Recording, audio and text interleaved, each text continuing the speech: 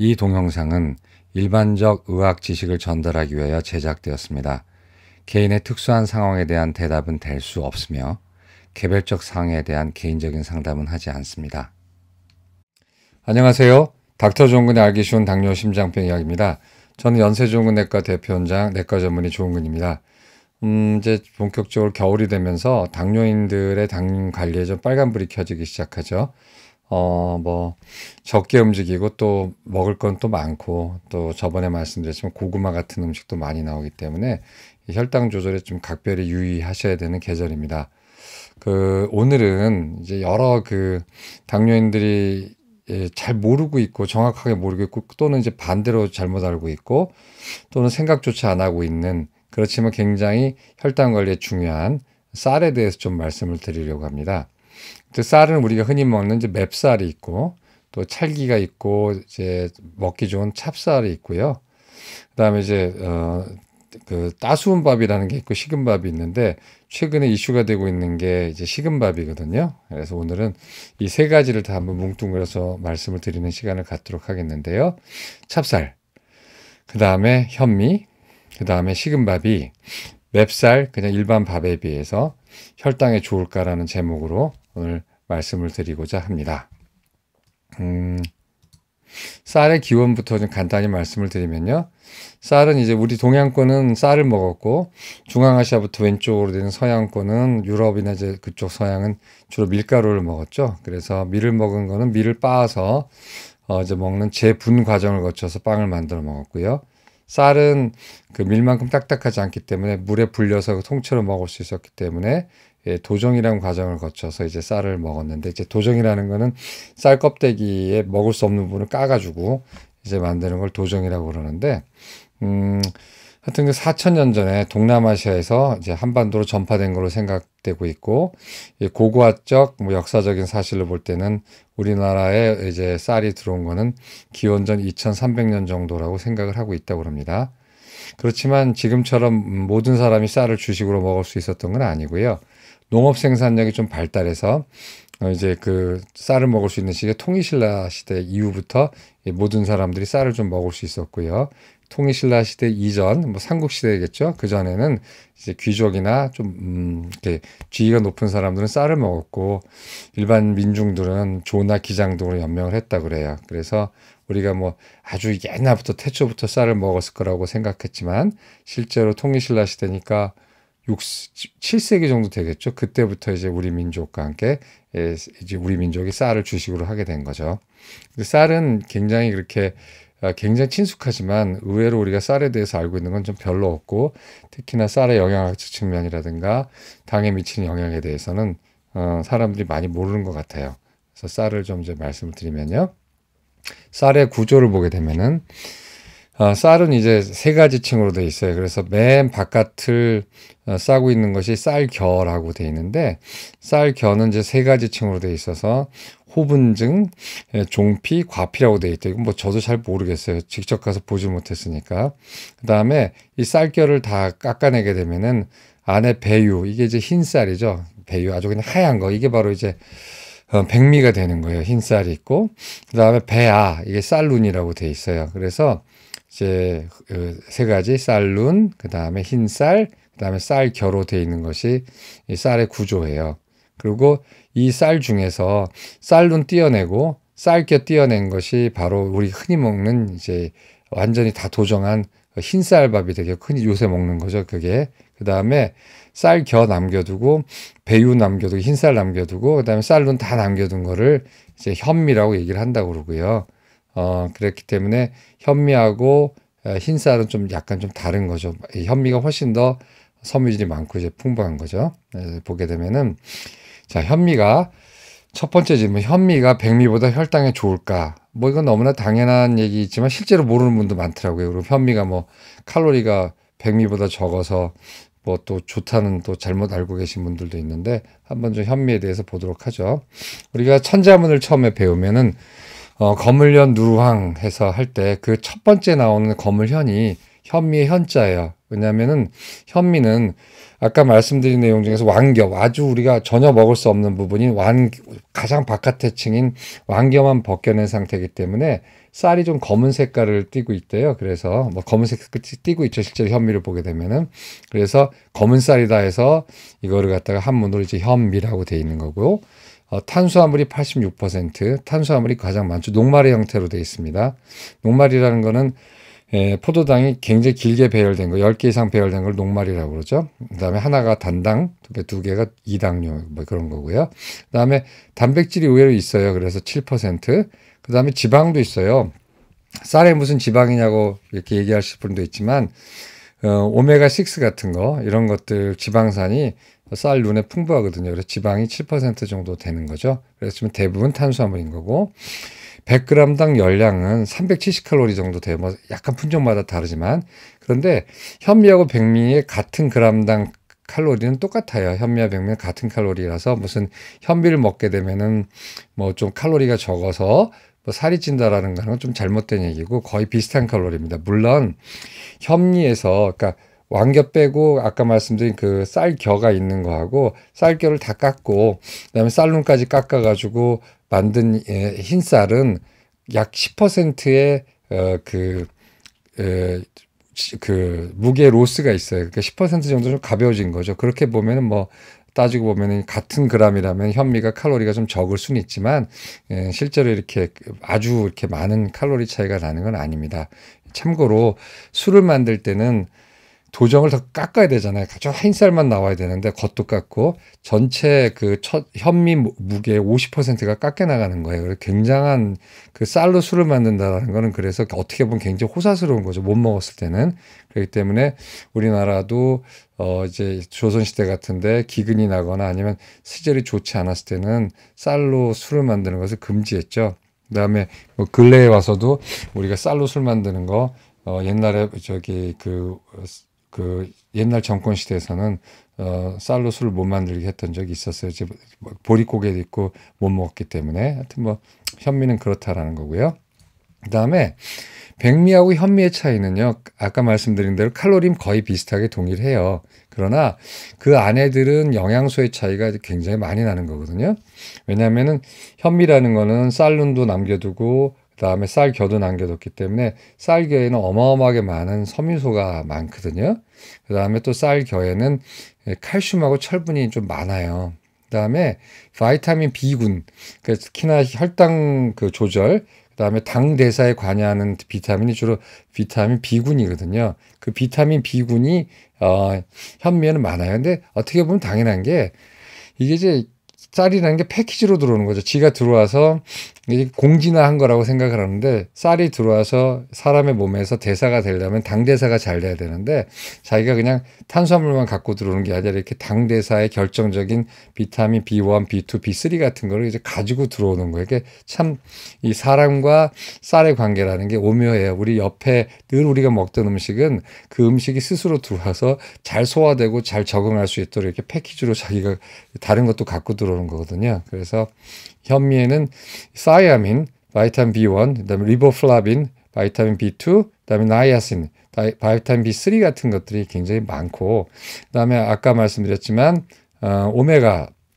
6인데 잘못 말씀드렸네. 오메가 6 같은 것들이 그 쌀 눈에 꽤 많아요. 그래서 또 오메가3도 있긴 해요. 쌀 눈에 있기 때문에 우리가 쌀 눈을 다 탈각하고 쌀겨를 탈각해서 먹는다라는 거는 일종의 빈 영양소, 술을 가지고 우리가 빈 영양소로 얘기를 하는데 백미도 어떻게 보면 엠프티 칼로리예요. 칼로리만 있지 영양소도 없고 섬유질도 없고 미네랄도 없고 완전히 그냥 녹말 덩어리만 먹게 되는 거기 때문에 이제 가급적이면 소화 안 되는 사람이 아니라면은 이제 백미만을 먹는 것보다는 좀 섞어 먹는 게 굉장히 좋겠죠. 그래서 백미의 문제는 어떤 게 있냐면 섬유소가 적잖아요. 제 방송을 이제 쭉 꾸준히 보신 분은 아시겠고 또는 뭐 당에 대해서 조금만 관심 있는 분은 아시겠지만 섬유소라는 거, 파이버라는 것이 많을수록 우리가 그걸 먹었을 때 녹말이나 이런 탄수화물을 먹었을 때 당이 좀 천천히 적게 올라가거든요. 그런데 백미 같은 거는 어떻게 되냐면은 당연히 섬유질이 적으니까 혈당이 굉장히 빨리 올라가요. 칼로리는 비슷하지만 혈당 측면에서는 굉장히 불리하고요. 두 번째로는 영양소가 적잖아요. 좀 전에 말씀드린 대로 엠프티 칼로리이기 때문에 영양 불균형이 생길 수가 있어요. 그다음에 이 백미만을 많이 먹었을 때 생기는 이제 그 질병이 역사적인 질병이 이제 베리베리라고 그래요. 베리베리. 각기병인가 아마 그럴 텐데 이게 이제 인도에서 처음 발견이 됐을 거예요. 이제 영국인에 의해서. 그래서 북부 인도로 이거 심한 무기력을 베리베리라고 얘기를 한대요. 근데 이 베리베리가 생기는 이유는 사이아민, 바이타민 B1이 부족해서 생기는 건데 현미에는 사이아민이 100g당 0.7mg 있고 100칼로리당. 그다음에 그 백미에는 무지무지 낮게 0.18mg이 있다라는 거예요. 그런데 적어도 사이아민이 0.5mg 정도는 있어야지 사람이 그걸 제대로 섭취한다고 돼 있어요. 그러니까 백미 같은 거는 이게 잘 섭취가 안 되는 거죠. 그래서 이런 게 모자라게 되면은 베리베리가 걸리면 무기력이 되면서 부종이 생기고 호흡곤란이 생기고 신부전이 생기고 신경 이상이 생긴다고 돼 있어요. 그래서 이제 그런 병에 걸리는 거죠. 그런데 이제 지금은 이런 게 알려졌기 때문에 우리가 설사 100% 백미를 먹는다 하더라도 이 가공 과정에서 이 사이아민을 보강을 한다고 그러는데 포티파이드라고 그러는데 이제 보강해서 나오기 때문에 지금 뭐 백미를 먹는다 해가지고 이런 베리베리 같은 게 생길 일은 없지만 그래도 이제 백미가 아무래도 영양 불균형이 있다는 건 확실한 거죠. 그래서 아무래도 현미가 여러 가지 측면에서 백미보다 좋다는 거죠. 혈당 강화 측면이라든가 아니면 뭐 섬유질이 많으니까 영양소, 그 다음에 뭐 심지어 우리 이제 요새 한창 각광인 장내 미생물을 키우는 데 있어서도 섬유질이 바로 프리바이오틱스거든요. 그런 그 바로 이제 섬유질을 유산균을 키우는 유산균한테 장내 미생물을 키우는 그런 프리바이오틱스이기 때문에 제가 봤을 때는 뭐 제가 보는 것뿐만 아니라 일반적 영양학적으로는 당연히 백미보다는 덜 깎은 현미가 훨씬 더 영양학적으로 좋다라는 거예요. 그래서 첫 번째 결론, 현미가 백미보다 좋을까? 당연히 현미는 백미보다 영양학적으로 좋고 혈당 강화에도 좋다라는 거죠. 일단 첫 번째 결론이고요. 두 번째, 이 첫 번째는 뭐 대부분의 뭐 눈치로도 이제 알 수 있는 건데 이 두 번째부터는 사람들이 모르는 사람이 꽤 많아요. 찹쌀이 혈당에 좋을까? 즉 찹쌀이 그냥 쌀보다 혈당에 좋을까라는 거예요. 찹쌀은 다 아시겠죠? 찹쌀밥 뭐 이런 게. 찹쌀은 맵쌀, 찹쌀의 반대말이 맵쌀이죠. 맵쌀은 좀 딱딱하고 찹쌀은 이제 쫀득쫀득하죠. 그래서 이제 우리가 밥을 했을 때 찹쌀은 쫀득해요. 쫀득하고 되게 찰기가 있고 쫀득한 거는 소화가 잘 돼요. 맵쌀은 퍽퍽해요. 그래서 연세 드신 분들이나 이제 소화가 안 된 사람들은 맵쌀을 먹게 되면 소화가 잘 안 된단 말이에요. 그래서 찹쌀을 많이 찾는 사람이 있고 또 아무래도 소화불량 환자에게는 맵쌀보다는 찹쌀이 좀 더 좋을 거예요. 그러면 맵쌀하고 찹쌀이 뭐가 달라가지고 그럴까 봤을 때 아밀로즈하고 아밀로펙틴 때문에 그렇다고 돼 있어요. 아밀로즈나 아밀로펙틴은 이제 녹말인데 녹말의 종류거든요. 근데 이제 고구마도 그렇고 곡류도 그렇고 이 아밀로즈하고 아밀로펙틴이 여러 가지 비율로 섞여 있어요. 근데 아밀로즈는 뭐고 아밀로펙틴은 뭐냐? 그림을 한번 보실까요? 아밀로즈는 이런 식으로 녹말 구조가 아주 선열 구조고 선형으로 되어 있고 중간에 뭐가 물이 끼어들 틈이 없어요. 그래서 아주 빡빡하고 지네끼리 아주 패키지로 그냥 조밀조밀하게 있을 수가 있기 때문에 우리가 얘를 이제 물을 넣고 가열을 할 때 물 분자가 여기에 끼어들 틈이 별로 없어요. 그런데 아밀로펙틴이라는 거는 이런 식으로 곰팡이 그 균사처럼 가지치듯이 이렇게 돼 있기 때문에 여기에 이제 물을 넣고 가열하게 되면은 이게 이렇게 글로브처럼 이렇게 구처럼 이렇게 뻥뻥해지면서 그 사이에 이렇게 물이 들어갈 수가 있거든요. 그래서 아밀로펙틴은 좀 더 성겨요. 이제 그거를 전문용어로 뭐라면 호화전분, 저번에 말씀드렸죠. 젤을 형성을 더 잘해요. 아밀로즈가 많을수록 이런 찐득찐득하지 않고 젤을 형성을 안 하고요. 아밀로펙틴이 많을수록 젤을 형성하게 돼요. 그래서 호화전분, 뭐 호화 럭셔리한 전문이 아니라 저번 강의도 말씀드렸지만 젤라티나이즈드 스타치라고 그래요. 그래서 이거를 한국말로 번역한 건데 아마 일본어 번역 스타일이겠죠. 그래서 호화 전분이라고 얘기를 합니다.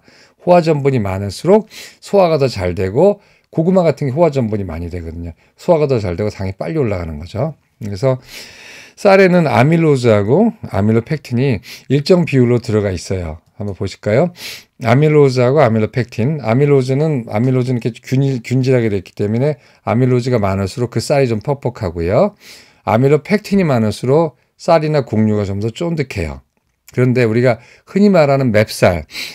보통 쌀에는 아밀로즈가 25%가 들어가 있어요. 그래서 조금 지금 보는 우리 맵쌀이 그런 건데 찹쌀에는요 아밀로즈가 아예 없어요. 다 아밀로펙틴이에요. 자, 다시 정리할게요. 맵쌀은 뻑뻑해요. 찹쌀은 쫀득쫀득해요. 왜 그러냐? 전분이 두 가지가 있는데 아밀로즈하고 아밀로펙틴이 있어요. 아밀로즈가 많을수록 뻑뻑해지고 그 다음에 소화가 덜 되고요. 아밀로펙틴이 많을수록 쫀득쫀득해지고 소화가 잘 돼요. 호화 전분이 더 잘 된다는 거죠. 젤라티나이즈 스타치가 된다는 거죠. 그런데 일반적으로 우리 쌀에는 흔히 우리가 먹는 맵쌀에는 아밀로즈가 20%가 있어요. 25%가. 그런데 찹쌀에는 아밀로즈가 없어요. 다 아밀로펙틴이에요. 어떻게 됩니까? 찹쌀이 훨씬 더 호화 전분이 잘 되고 가열하면 쫀득쫀득해지고 훨씬 더 소화가 잘 된다는 뜻이에요. 좋죠. 소화가 안 되는 환자들이나 아니면 연세 드신 분들이나 이런 분들한테는 당연히 찹쌀밥이 훨씬 더 좋은 거예요. 찰기가 있기 때문에. 근데 찹쌀하고 맵쌀이 다른 품종이냐면 다른 품종은 아닌데 이게 돌연변이에요. 찹쌀하고 맵쌀은 자연 상태에서 1대 3의 비율로 이렇게 나온다 그래요. 그래서 찹쌀이 1 정도 되면은 맵쌀은 한 3 정도의 그런 빈도수로 나온다고 돼 있어요. 이게 왜 그러냐면은 워낙 맵쌀이 정상적인 거고요. 그 정상적인 거에서 아밀로즈를 만드는 4,000개 염기 서열 중에서 두 번째 엑손, 그러니까 유전자 중에 실행되는 유전자를 엑손이라고 그러거든요. 이 엑손에 문제가 생겨가지고 아밀로즈가 아예 안 생기는 거예요. 그래서 찹쌀은 뭐 특별한 쌀은 아니고 맵쌀에서 유래된 돌연변이라고 얘기하시면 되고 동남아시아에 찹쌀이 많고 찹쌀을 많이 먹고요. 동남아시아 사람들은 전통적으로 이제 지금 어떨지 모르겠지만 맵쌀은 사람이 먹는 쌀이 아니라고 그래가지고 당 모이로 줬다 그래요.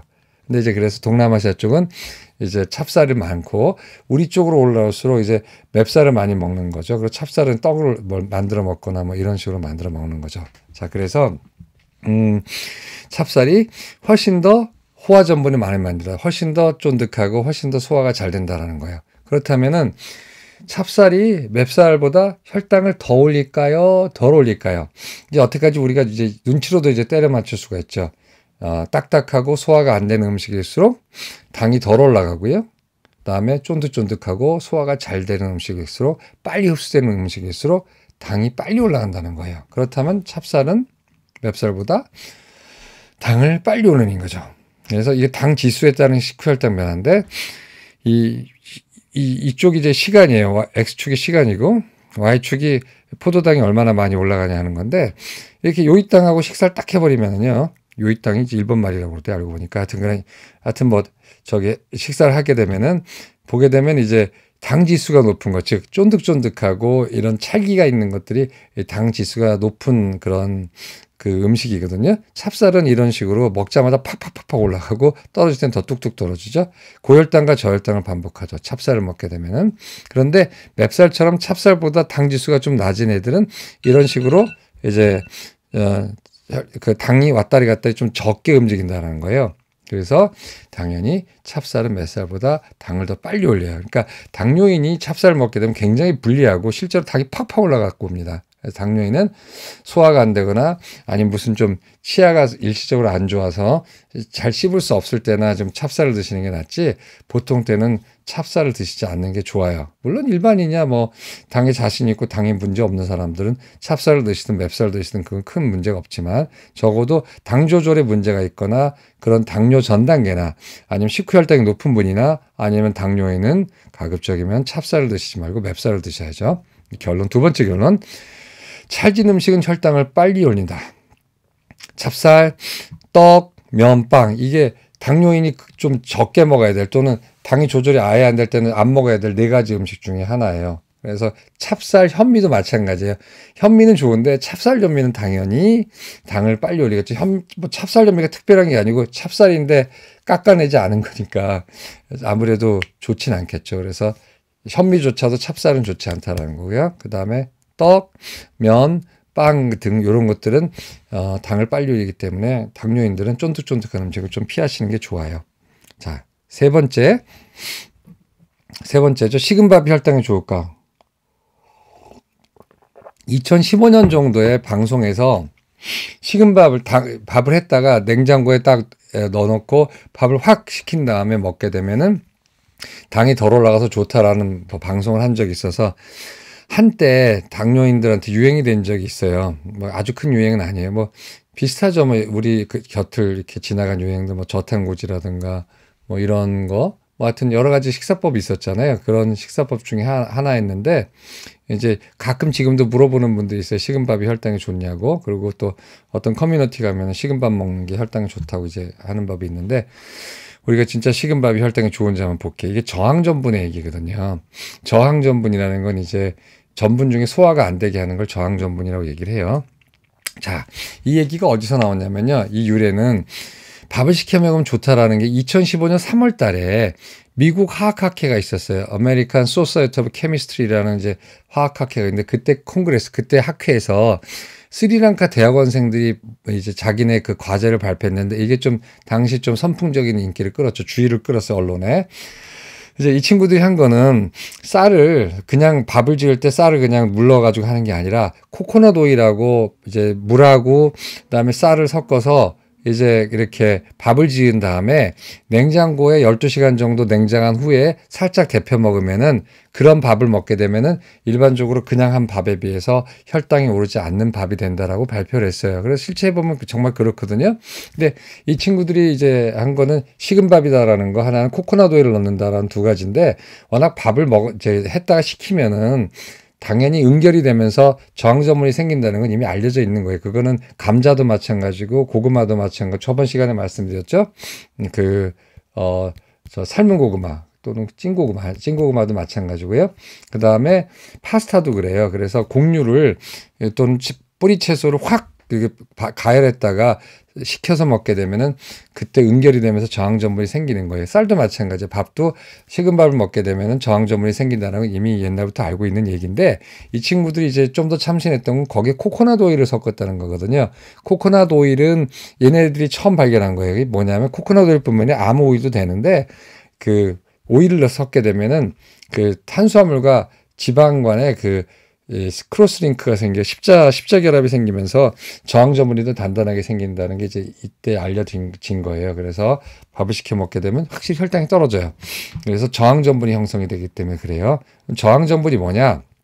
저항전분은 그야말로 resistant starch라고 그래요. 그래서 뭐에 저항하느냐? 소화에 저항한다는 뜻이에요. 소화 요소에 저항해가지고 얘네들을 먹게 되게 되면은 소화가 굉장히 덜 된다는 거죠. 저항전분은 네 가지 종류가 있어요. 저번에도 말씀드렸지만 1형, 2형, 3형, 4형이 있는데 요 중에 4형이 레트로그레이드 스타치라고 그래요. 이거를 노화전분이라고 그러는데 제가 지금 말씀드린 거 가열될 때는 호화전분, 가열되면 이제 젤이 되면서 막 녹말 구조가 흐물흐물해지면서 소화 요소에 이제 이렇게 분해되기 쉬운 형태로 됐다가 응결이 되면서 지네끼리 굳으면서 자기네들끼리 또 강고한 그런 이제 오히려 그런 결합 구조가 생기거든요. 그래서 이거를 레트로이드를 노화라고 한 게 좀 이상한데 노화가 아니라 사실 역행이죠. 역행전분이라고 얘기해야 되는데 누군가 번역을 노화전분이라는 바람에 노화전분으로 통용이 돼요. 그래 이걸 반대말 이제 호화는 점점 물을 흡수해가지고 젤처럼 흐물흐물해지면서 녹록해지면서 이렇게 소화가 잘 되기 쉬운 것들 이게 호화예요. 그다음 호화의 반대말 시키면 이것들이 다시 응결해가지고 지네끼리 또 새로운 본드를 형성해가지고 딱딱해지는데 이거를 노화라고 그래요. 그래서 밥을 시켜 먹게 되면 노화전분이 생기는 겁니다. 그러니까 당연히 소화가 안 되니까 혈당이 적게 올라가요. 천천히 올라가고 이렇게 높지 않게 올라간다는 거죠. 그래서 당연한 거죠. 뭐 이거요. 그러면 밥을 시켜 먹으면 당연히 혈당이 천천히 올라가요. 왜냐하면 좀 말씀드린 대로 노화전분이 생기면서 혈당이 천천히 올라가는 거예요. 그런데 혈당만 갖고 사나요? 우리가 밥을 뭐하러 시켜 먹습니까? 시켜 먹게 되면 소화가 안 되죠. 아니 맨날 당 떨어뜨리려고 그렇게 밥을 시켜서 차게 먹으면 인생에 낙이 없잖아요. 그다음에 중요한 건 식중독에 걸릴 수가 있어요. 영국 정부는 이 논문이 나온 다음에 자기네 블리틴 통해서 이제 보건성이라든가 이런 이제 게시판을 통해서 이거 잘못 먹게 되면은 소화 역시 제가 그 뭐죠? 그 감염학을 하지 않아서 그 박테리아 이름을 잘 모르겠는데 브루셀시스 무슨 박테리아에 의해서 이런데 많이 생기는데 밥을 했다가 식히면 그러고 놓으면은 그런 그 균이 많이 증식할 수 있기 때문에 식중독에 걸릴 수 있기 때문에 이 방법을 하지 말라고 이제 영국 정부는 이제 권했어요. 그래서 밥을 시켜 먹으면 물론 혈당이 천천히 올라가겠지만 소화도 안 되고 재미도 없고 식중독에 걸릴 염려가 있기 때문에 하지 않으시는 게 좋아요. 뭐 그러면 어떻게 하느냐? 제가 말씀드린 거 있잖아요. 천천히 드시고 먼저 섬유질 또는 지방질 또는 뭐 단백질 먼저 먹고 다음에 쌀을 이제 밥을 먹게 되면 혈당이 천천히 올라가기 때문에 굳이 이렇게 힘들게 사실 필요는 없어요. 요즘 이제 들어오시는 환자분들 중엔 또 환자층도 재밌어지는데 그 옛날에 무조건 약을 먹지 않고 싶어서 오는 분들이 있었어요. 어떻게 약을 끊을까 하고 제가 뭐 약 끊어주는 사람도 아닌데 최근에는 약을 안 먹고 막 커뮤니티 무슨 뭐 카페라든가 아니면 뭐 자기네 동호회라든가 아니면 또 케이블 TV나 뭐 이런 거 보면서 정말 약이 나쁘다라고 잘못 생각해가지고 약을 먹지 않고 사력을 다해서 식사요법을 하다가 너무너무 몸이 나빠져가지고 오히려 거꾸로 내가 좀 약을 먹더라도 삶의 질을 좀 유지하면서 당을 조절하고 싶다. 삶의 질을 유지하면서 고지혈증 조절하고 싶다는 분들이 또 많아지고 있어요. 이제 그분들은 알맞은 약 또는 어떤 약이 좋은지 내지는 합병증 얼마나 돼서 그래서 어떤 거를 해야 되는지를 이제 토탈 케어 때문에 오신 분들이 많은데 제가 볼 땐 바람직한 거예요. 왜냐하면 우리가 뭐 태어날 때 당뇨 조절을 위해서 당뇨 조절에 무슨 사명을 띠고 태어난 것도 아니고 고지혈증 조절에 사명을 띠고 태어난 것도 아니에요. 얘네들을 조정하기 위해서는 조정하는 이유는 우리가 삶의 질을 유지하면서 정상적인 삶을 살고 싶어서 그런 거거든요. 내가 정상적인 삶을 유지하기 위해서 당을 조절해야 되는 조절하는 거거든요. 마찬가지로. 그래서 삶의 질이 나빠지기 때문에 그렇게 하지 말자는 뜻이죠. 그래서 오늘의 결론, 세 가지 결론을 내드릴게요. 결론, 첫째 결론, 현미가 좋으냐? 당연하죠. 현미가 백미보다 혈당이 적게 올라가고 영양소가 풍부하기 때문에 가급적이면 현미를 드시는 게 좋고 단 칼로리는 같기 때문에 무슨 현미가 비만에 좋다라든가 살 빼는 데 좋다라는 환상을 가지지 않는 게 좋아요. 그러나 현미가 혈당도 좋고 영양소도 좋으니까 가급적이면 현미를 드시되 현미는 딱딱하고 소화가 잘 안 되기 때문에 개인의 사정에 맞게 섞어 드십시오. 100% 현미 권하지 않는 게 그렇게 해서 오래 못 가요. 너무 그냥 위장 안에서 쌀이 서는 것 같고 이도 아프고 그러기 때문에 오래 못 갑니다. 그래서 너무 무리하게 하지 마시고 본인이 섞어서 이 정도라면 내가 밥을 먹는 재미도 있고 어떤 그런 힘들지 않게 한다는 요 정도 범위 내에서 하시는 게 좋아요. 두 번째, 찹쌀과 맵쌀 어느 것이 혈당에 더 좋은가? 당연히 찹쌀이 맵쌀보다 혈당이 훨씬 많이 올라갑니다. 찹쌀뿐만 아니라 찰기 있는 음식은 혈당을 많이 올려요. 그건 현미도 마찬가지라 찹쌀 현미도 마찬가지로 그냥 현미보다도 혈당을 훨씬 더 많이 빨리 올립니다. 그렇기 때문에 일반인이야 뭐 찹쌀 드시는 거 문제 없고 그렇지만 더구나 또 소화가 안 되는 소화기 질환 환자분들은 뭐 찹쌀 드시는 거 반대하지 않으나 본인이 혈당 조절에 관심 있고 혈당을 조절해야 되는 당뇨인이라면 모르고 드시지 말라는 거예요. 찹쌀이 좋은지 잘못하는 분이 굉장히 많더라고요. 찹쌀도 그러니까 당을 많이 올리기 때문에 조심하시자는 거고 세 번째 식은 밥은 갓 지어서 김이 모락모락 나는 밥보다는 당연히 혈당이 떨어져요. 천천히 올라가요. 그 이유는 지금 말씀드린 대로 노화 전분 때문에 그런데 뭐하러 그렇게 사냐는 거예요. 다른 방법도 많은데 따라서 식중독과 소화불량 이유로 저는 권하지 않고 하지 않으셨으면 좋겠어요. 다른 방법도 많거든요. 그래서 오늘은 이렇게 세 가지에 대해서 아마 모르는 분도 많은 것 같아요. 실제로 저한테 저는 뭐 너무나 당연한 얘기로 생각했는데 모르고 거꾸로 하시는 분도 있고 또 질문하는 분들이 있어서 오늘 이렇게 정리의 시간을 갖도록 했습니다. 오늘 이렇게 여기까지 하고요. 이제 음악 소개나 이런 거는 길어져요. 동영상 시간이 길어져서 또 따로 이렇게 하는 게 좋을 것 같아서 앞으로는 시험적으로 이제 이렇게 저렇게 여렇게 해볼 건데 그냥 순수하게 이런 의학적인 거에 대해서 동영상 찍고요. 그 다음에 다른 꼭지로 가끔 제가 하듯이 서평이나 이런 거 하듯이 음악도 그렇게 소개시켜 드리는 게 좋을 것 같아요. 그래서 조만간 엘가의 비올라 콘체르토에 대해서 좀 설명하는 시간을 소개하는 시간을 갖도록 할게요. 엘가는 비올라 콘체르토를 짓지 않았어요. 그러나 엘가의 첼로 콘체르토가 음역이 비올라랑 아주 비슷하고 매력적이기 때문에 트로티스라는 영국의 비올리스트가 엘가의 허락을 받아서 편곡한 건데 제가 듣기에는 첼로 콘체르토보다 훨씬 더 아름다워요. 그래서 이거를 나중에 한번 설명을 좀 드리도록 소개를 시켜드리도록 할게요. 그리고 제가 좀 여쭤보고 싶은 거는 유튜버들한테 이게 음악을 넣게 되면 뭐 저작권 위반이라고 이제 유튜브에서 연락이 오고 그다음에 이 저작권자와 함께 너의 광고 수익을 나눠 갖겠다라는 연락이 와요. 그래서 이거 어떻게 제가 차라리 저작권료를 좀 지불하고 음원에 대해서 이렇게 중간중간 음악을 소개할 때 이런 일주제가 있고 이런 이주제가 있으니까 들어보라 하면서 좀 제가 갖고 있는 CD나 LP를 음원을 녹음해서 소개를 해드리고 싶은데 저작권을 제가 어떻게 해야 되는지 잘 모르겠거든요. 혹시 그 부분에 대해서 아시는 분은 좀 저한테 알려주시면 감사하겠고요. 아울러 제가 옛날부터 해보고 싶었던 게 인터넷 음악 방송이었는데 제가 그런 음원을 제가 갖고 있는 CD나 LP 또는 그런 어떤 파일로 받아서 방송을 할 때 어떻게 하면 저작권료를 지불하고 할 수 있는지에 대해서 좀 아시는 분은 저한테 알려주셨으면 감사하겠습니다. 오늘 여기까지 하도록 하겠습니다. 감사합니다.